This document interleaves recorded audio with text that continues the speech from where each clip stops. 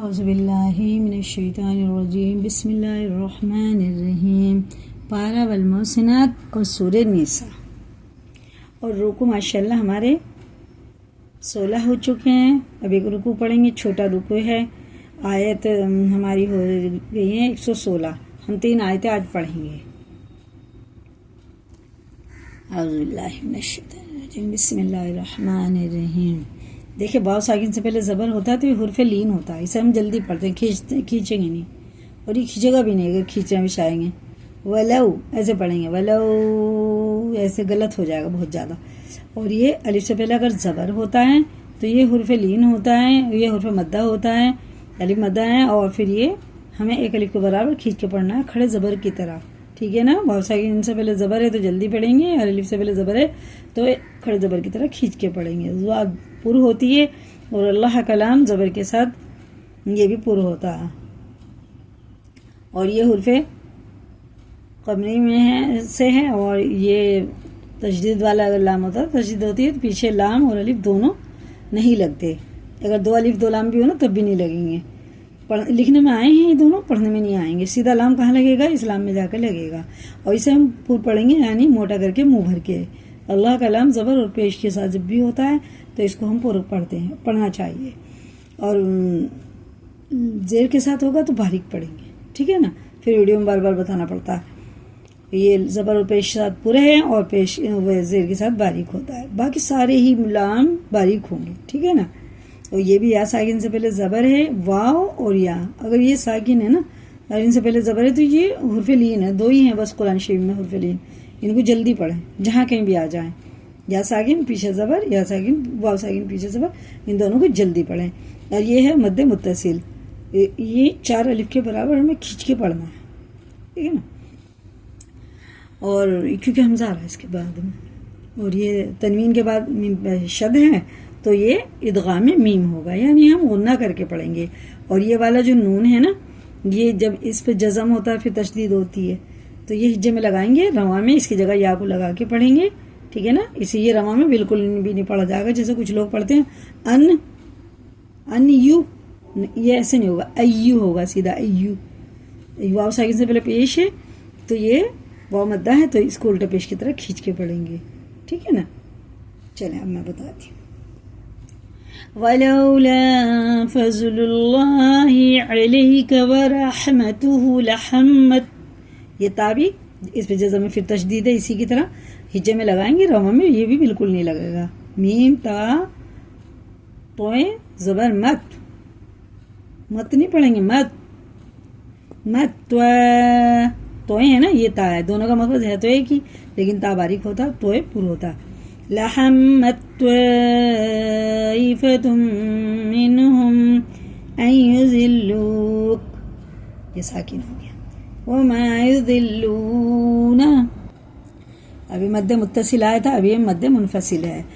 مطلب یہ ہے اگر اس مد کے بعد الف آتا ہے تو اس کو ہم 3 الف کے برابر کھینچ کے پڑھتے ہیں. ٹھیک ہے نا. یہ پر ہے, یہ بھی پر ہے, اور یہ مدہ ہے یا الف اس میں, اسے کھینچ کے پڑھیں گے. ٹھیک ہے نا. اور یہ اخفا ہوتا ہے. تنوین اور نون ساکن کے بعد حرف اخفا 15 ہوتے ہیں, ان میں سے اگر کوئی حرف آ جائے یہ حرف اخفا میں سے تو یہ اخفا ہوگا, یعنی اخفا بھی ہوگا گھننا بھی ہوگا. اب دیکھیں کیسے پڑھیں گے, دھیان سے سنیں.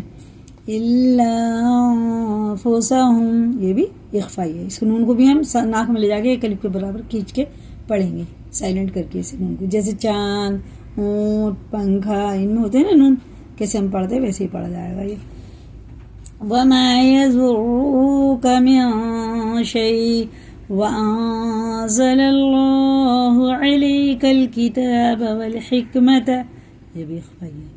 وَعَلَّمَكَ مَا لَمْ تَكُن تَعْلَمْ, یہ بھی میں نے غنہ کیا نا, یہ بھی غنہ ہے.